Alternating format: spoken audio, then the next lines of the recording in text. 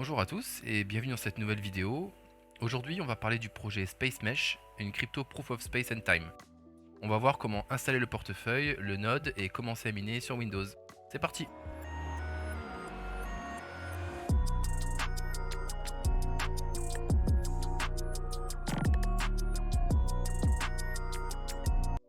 Space Mesh est un projet Layer 1 lancé en 2023 mais dont les racines remontent à 2017. Il vise à résoudre les problèmes de centralisation et d'inégalité dans les blockchains, offrant une alternative juste pour les mineurs à domicile. Space Mesh utilise une architecture DAG pour structurer sa blockchain. Ce qu'ils appellent un block mesh permet de référencer chaque nouveau bloc au précédent, créant ainsi une structure de données plus interconnectée et efficace. Au lieu de se baser sur la puissance de calcul, Space Mesh introduit le POST utilisant l'espace disque comme ressource clé pour le minage. Cette approche rend le minage accessible même avec des ordinateurs anciens ou de moindre puissance.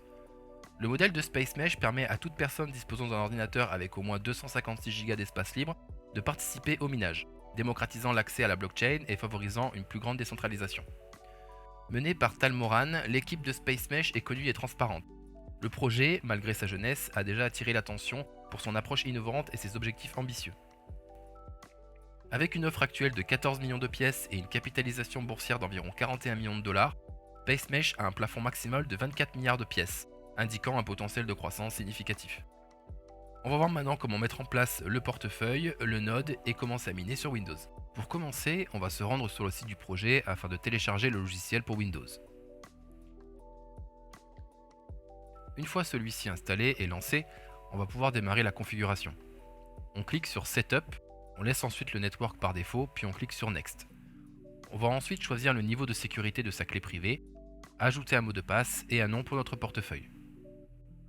Sauvegardez bien toutes ces informations car elles seront nécessaires plus tard en cas de restauration ou de migration. On clique ensuite sur Go to Wallet afin de terminer le processus de création. Dans notre onglet Wallet, un message nous indique que nous pouvons uniquement recevoir des récompenses pour le moment et c'est normal, car on n'a pas encore été vérifié sur le réseau. On se rend ensuite dans l'onglet Network et on va attendre que la synchronisation soit terminée. Cela peut prendre quelques heures. Une fois à jour, on se rend sur l'onglet Smashing afin de préparer nos datas pour le minage.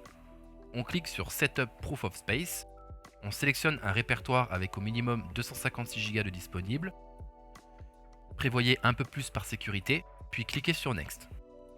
On arrive ensuite dans la configuration de notre matériel pour la création de nos datas. Cliquez sur Run All Benchmark afin que le logiciel teste vos composants afin de vous proposer la meilleure config qui soit. Vous pouvez laisser les nonces par défaut, mais je vous conseille de mettre seulement la moitié de vos threads sur votre processeur, car le réseau vérifiera toutes les 2 semaines si vous possédez bien la puissance que vous avez annoncée pour pouvoir toucher vos récompenses. On clique ensuite sur Next et on va choisir l'espace que l'on souhaite allouer sur notre disque. Plus votre espace sera grand, plus vos récompenses seront importantes. Pour l'exemple, je vais laisser le minimum et laisser le max file size par défaut. On pourra toujours modifier ou en rajouter par la suite. On clique ensuite sur Next. Choisissez ensuite le matériel le plus performant de votre ordinateur pour exécuter la création de vos datas. Dans mon cas, j'utilise ma RTX 3070. On clique ensuite sur Next, puis sur Create Data, et voilà, vous avez terminé. Il ne vous reste plus qu'à patienter que vos données soient prêtes, vous pouvez consulter son avancement dans l'onglet Smashing. Comme je l'ai indiqué un peu avant, les récompenses sont allouées toutes les 2 semaines. Afin de pouvoir toucher un maximum, vous devez donc laisser tourner votre nœud le plus longtemps possible. Voilà, on arrive à la fin de ce guide. Je suis encore en phase de test, donc je n'ai pas de retour à vous donner en termes de rentabilité.